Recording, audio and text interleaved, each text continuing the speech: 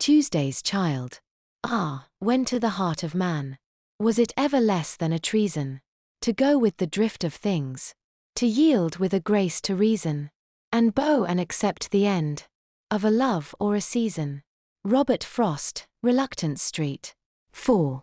Oh my God, she's changed, I thought to myself as I looked at the shrunken body of my chief assistant wreathed in the smoke from the destroyed machine. All the tests had gone perfectly and we hadn't expected anything to go wrong when we put our first human subject into the matter transmitter. I couldn't understand it. We had teleported objects hundreds of times without the slightest problem. All last week we had sent test animals across and they had been fine after teleportation.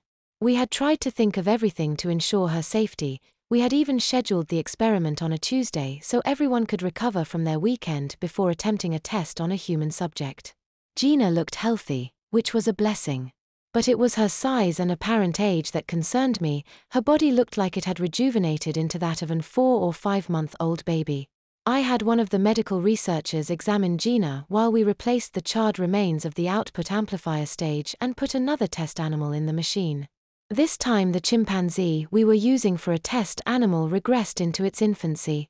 I wondered what could be going on. I was in a panic. I had no idea what to do to restore Gina to her former state. I sat in my office wondering what my next move would be. I didn't know how to take care of a baby, I just didn't have the training or experience. Then it came to me, I'd call Pauline. She knew how to take care of babies. We could care for Gina until I found some sort of solution. I punched in my home phone number on the keypad and waited impatiently for her to pick up the phone. She answered and I told her breathlessly what had happened and asked for her help. She told charge of the situation immediately and said she'd be right over. The researcher had just finished his examination of Gina when Pauline arrived. Pauline met me in the office and was demanding more details of the mishap when the researcher arrived with Gina. She was a sight. She smiled and cooed at the sight of Pauline and put out her arms to Pauline to be held. Pauline turned to me and said coldly, "Why isn't that baby in diapers?" I was astonished at the stunning simplicity of her question. If Gina was a baby again, why hadn't we diapered her? I turned to the researcher and said, "Pauline's right." Well, the male researcher temporized, displaying typical male ineptitude with infant care. "We don't have any baby diapers." "What do you put on the chimps when you handle them?"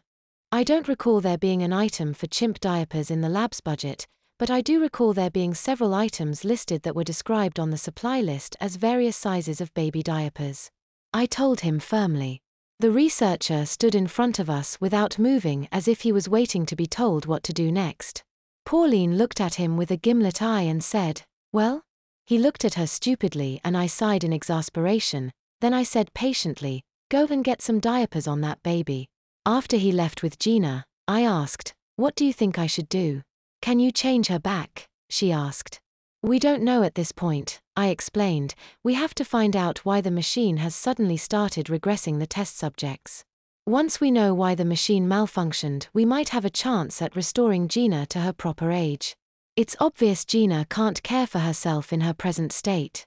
Have you decided who will look after her until you can restore her?" she asked.